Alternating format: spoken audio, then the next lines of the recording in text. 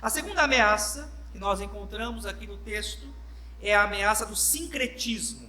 É a ameaça do sincretismo.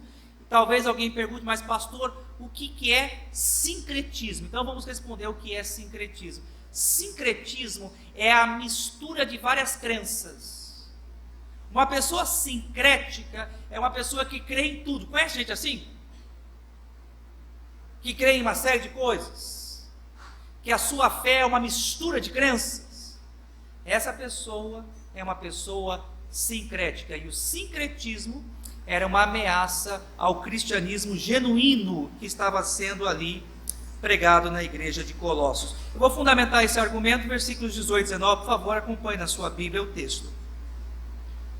Ninguém se faça árbitro contra vós outros. Notem também que o versículo 16 começa com a mesma expressão ninguém, e o versículo 18 começa com a expressão ninguém. Claramente a gente vê aqui dois pontos. Ninguém se faça árbitro contra vós outros, pretextando humildade e culto dos anjos, baseando-se em visões, enfatuado, sem motivo algum na sua mente carnal. Vamos entender então aqui que os mestres de Colossos, eles ensinavam que a Bíblia não era suficiente. Os falsos mestres de Colossos afirmavam que a Bíblia não era suficiente, que era necessário que as pessoas buscassem novas revelações, que buscassem novas descobertas. E aqui, amados irmãos, nós podemos destacar duas formas de revelação que os mestres de Colossos estimulavam os discípulos de Cristo Jesus a buscar. A primeira é acerca do culto aos anjos. O culto aos anjos. Os judeus tinham um grande apreço pelos anjos. Alguns judeus praticavam culto de adoração a anjos.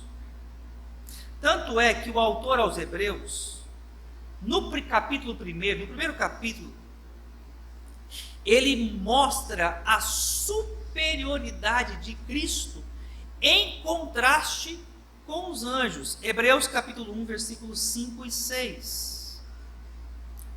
Hebreus capítulo 1, versículos 5 e 6.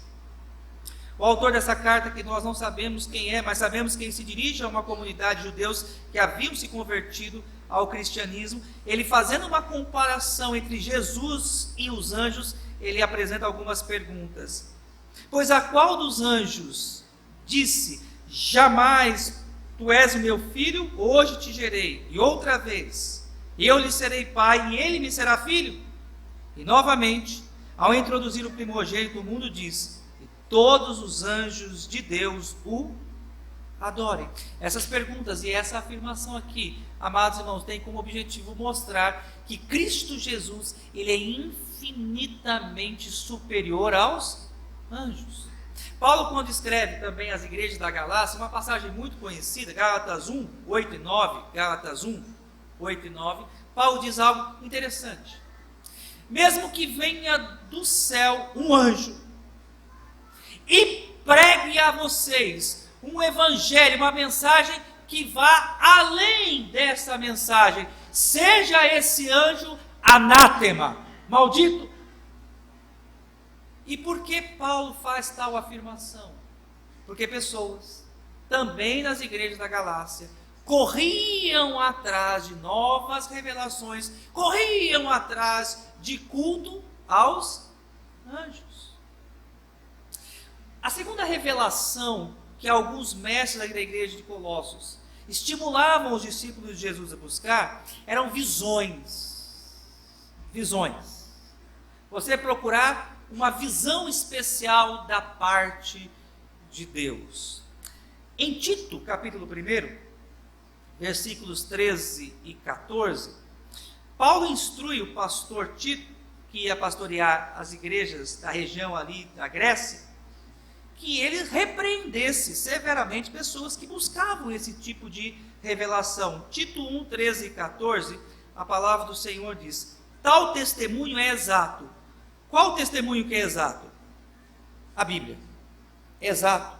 perfeito e completo.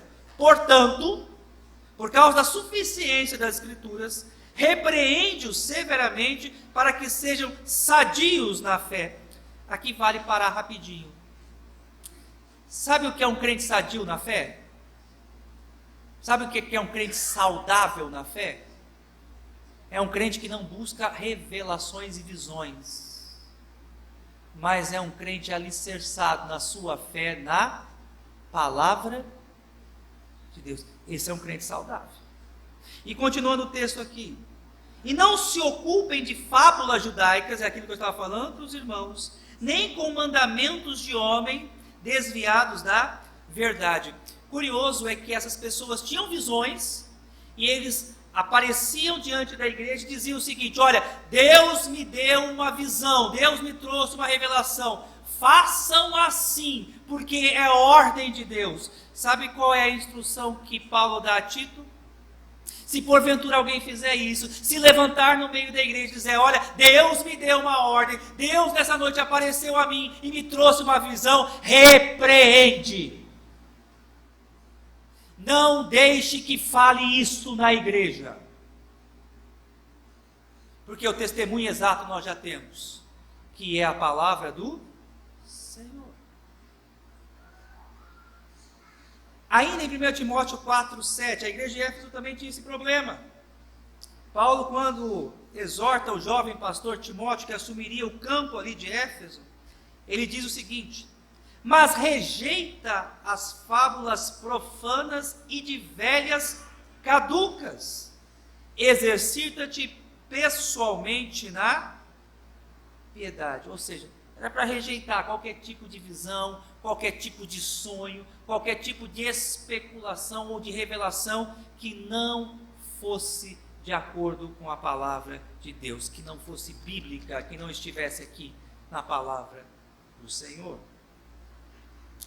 Como Paulo refuta isso? Vejam vocês o versículo 19, Colossenses 2,19, Paulo diz o seguinte: e não retendo a cabeça, do qual todo o corpo, suprido e bem vinculado por suas juntas e ligamento, cresce, o crescimento que procede de Deus. Irmãos, duas questões aqui são importantes à luz do versículo 19, e eu chamo a sua atenção para essas duas questões aqui que Paulo aponta. Primeiro, guardem bem isso. Buscar novas revelações, visões, culto aos anjos é uma rejeição e uma ofensa a Cristo Jesus. Não ofenda a Cristo. Tudo o que nós precisamos saber sobre Cristo está na Bíblia. Tudo o que nos é necessário está registrado na palavra de Deus.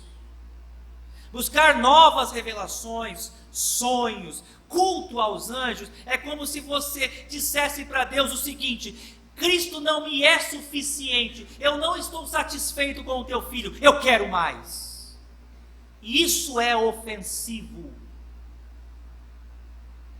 Isso é uma heresia. Isso entristece ao Espírito Santo de Deus. Segunda questão importante que eu chamo a sua atenção: crescimento genuíno vem pela palavra de Deus. Finalzinho do versículo 19, meus amados irmãos, mostra isso de uma forma bem clara. Vejam só: suprido, ou seja, a igreja ela é alimentada e bem vinculado por suas juntas e ligamentos. Nós temos a figura aqui de um corpo saudável. Cresce o crescimento que procede de Deus. O que Paulo nos mostra aqui? Que existem dois tipos de crescimento. Existe o crescimento que é produzido pelas mãos dos homens, por técnicas humanas, que é produzido por visões, por sonhos, por culto aos anjos. É o que Paulo está mostrando aqui. Mas há o crescimento genuíno, há o crescimento autêntico. E qual é o crescimento autêntico? É aquele que está enraizado na palavra de Deus. É isso que nós precisamos entender. Amados irmãos, a a Bíblia, ela é suficiente. A Bíblia, ela é eficiente para a salvação do homem. Nós não precisamos de mais nada.